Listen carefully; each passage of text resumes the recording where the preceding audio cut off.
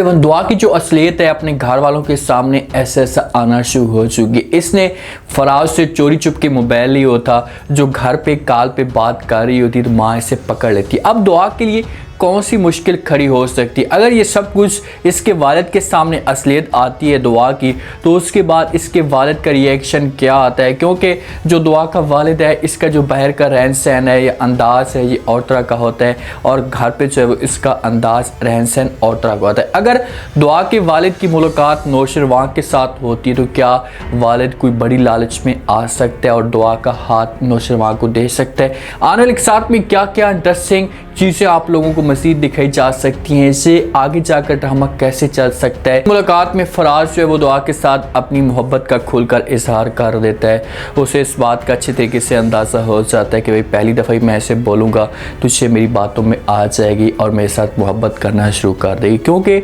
दुआ अपनी बहनों से बिल्कुल भी हट कर है। इसकी सोच और तरह की है।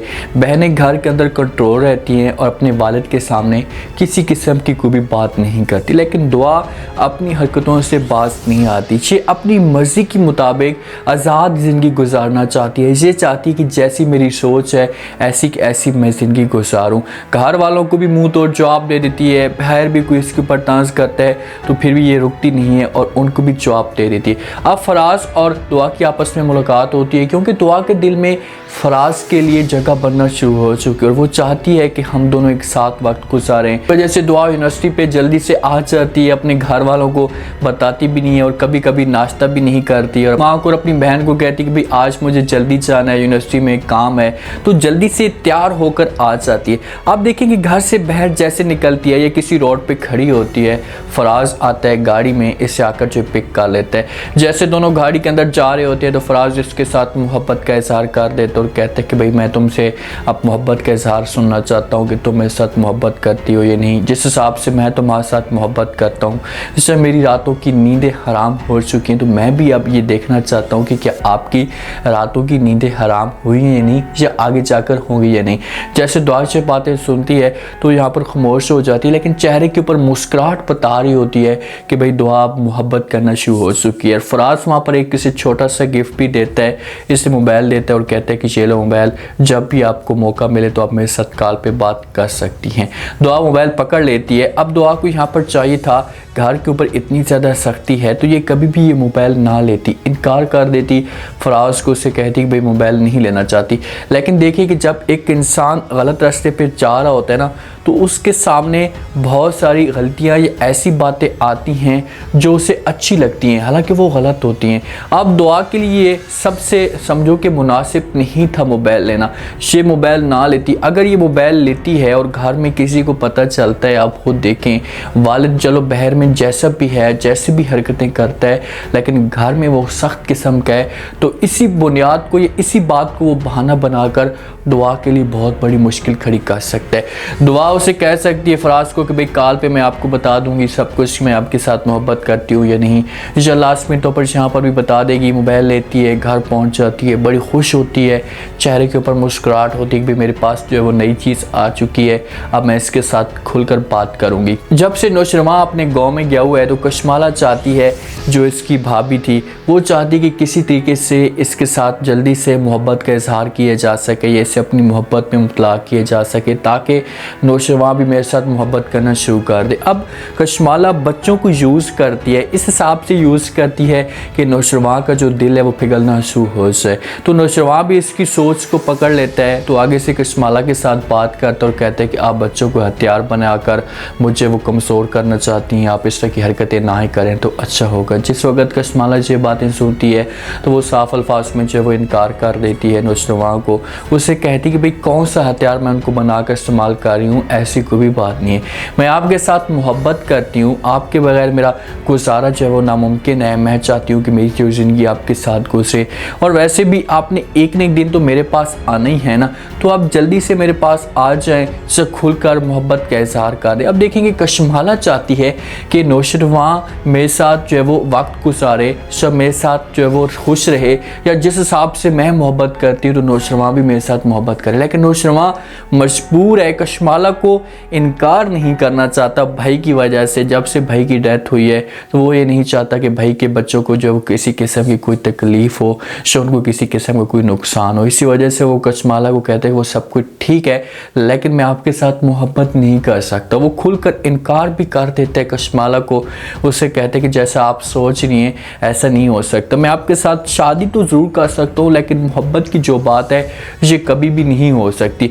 जहाँ से नौशरवान चला जाता है तो पीछे से कचमाला आवाज़ें देती है, बात करने की कोशिश करती है कि भाई किसी तरीके से इसको समझाया जा सके, लेकिन नौशरवान इसकी मज़ीद कोई बात नहीं सुनता। अब देखें कि एक कहानी के अंदर ट्विस्ट इसी जगह पर पैदा होता है कि भाई कचमाला ही कुछ कर सकती है अपने हस्बैंड का, अपने हस्बैंड को मार सकती है नौशरवान की मोहब्बत में। हम इस ड्रामे की कंप्लीट स्टोरी पे डिस्कस जिस वक्त करेंगे तो उसमें सारी चीज़ें आप लोगों के साथ शेयर की जाएंगी कि क्या क्या कुछ हुआ होगा जिसकी बुनियाद पे आज कचमाला नौशरवान के ऊपर इतना रौब या कब्जा जमाने की कोशिश कर रही है। और जैसे घर जाती है तो थोड़ी देर के बाद जब इसे कालें आना शुरू हो जाती है। एक तो ये है कि ये चुपके से काल पे बात भी कर रही होती है, दूसरा ये भी हो सकता है कि दुआ मोबाइल को इतना यूज़ ना कर सकती हो या ना जानती हो इसके बारे में, तो इसी वजह से इसे साइलेंट लगाना भूल जाती है।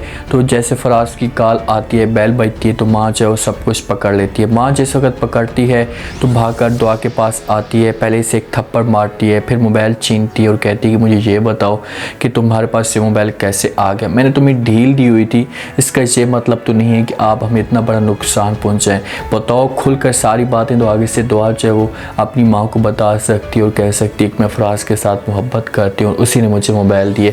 तो माँ कहेगी कि भाई अगर तुम्हारे वालिद को इस बारे में पता चल गया, तुम्हारे वालिद के सामने ये सारी स्थिति आ गई तो तुम मुझे बताओ कि क्या होगा तुम्हारे साथ। तो दुआ किसी तरीके से अपनी माँ को समझाने की कोशिश करेगी, उससे कहेगी कि माँ जी ठीक है मैं ये सब कुछ नहीं करूँगी, तो मैं उसके साथ रब्ता नहीं करूँगी, लेकिन प्लीज़ वालिद को ये सब कुछ ना बताए। तो किसी तरीके से दुआ अपनी माँ को खामोश करा सकती है। बहनें तो इसकी साइड करती हैं, वो तो कभी भी ऐसा नहीं चाहेंगी कि जो है वो दुआ की सीरियसली सबके सामने खुलकर आए, लेकिन समझाएंगी ज़रूर कि भाई आप इस तरह की हरकतें ना करें।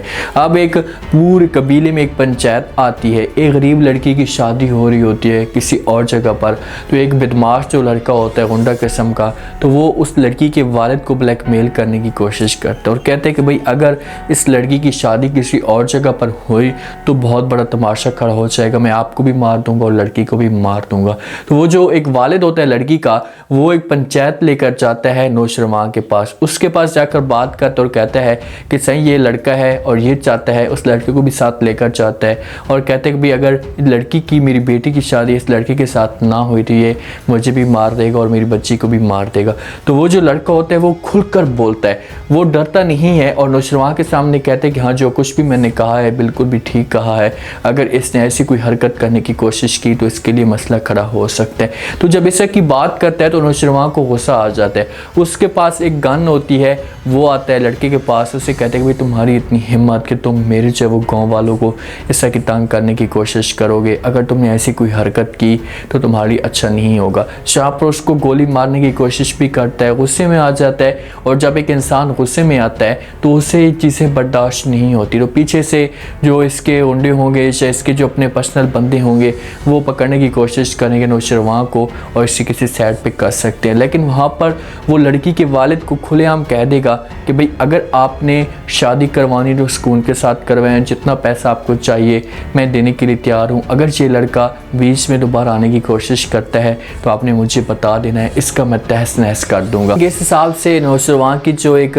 चाल चलाने से अच्छा लग रहा है। अब देखते हैं कि आगे जाकर ये बंदा किस किस्म का निकलता है और क्या कुछ कर सकते हैं। अब दुआ के लिए बहुत बड़ी मुश्किलात खड़ी होने वाली हैं। अगर दुआ का वालिद नौशरवान के साथ किसी तरीके से मुलाकात होती है तो देखकर लालच में आ सकता है और ऐसा ज़रूर होगा और नौशरवान जो है वो दुआ के वालिद को यूज़ करने की कोशिश करेगा और इसी से दुआ तक ये पहुंच पाएगा। उम्मीद है आज का रिव्यू, आज का टीजर आप लोगों को पसंद आया होगा। आपने कमेंट सेक्शन में अपनी कीमती लाजमी देना, आपको क्या लगता है क्या नेक्स्ट एपिसोड में दुआ का जो रिश्ता नौशरवान के साथ हो सकता है, कैसे होगा, क्या कुछ होगा बीच में, अपना फीडबैक लाजमी दें और चैनल को लाजमी सब्सक्राइब कर दें। शुक्रिया, अल्लाह हाफ़िज़।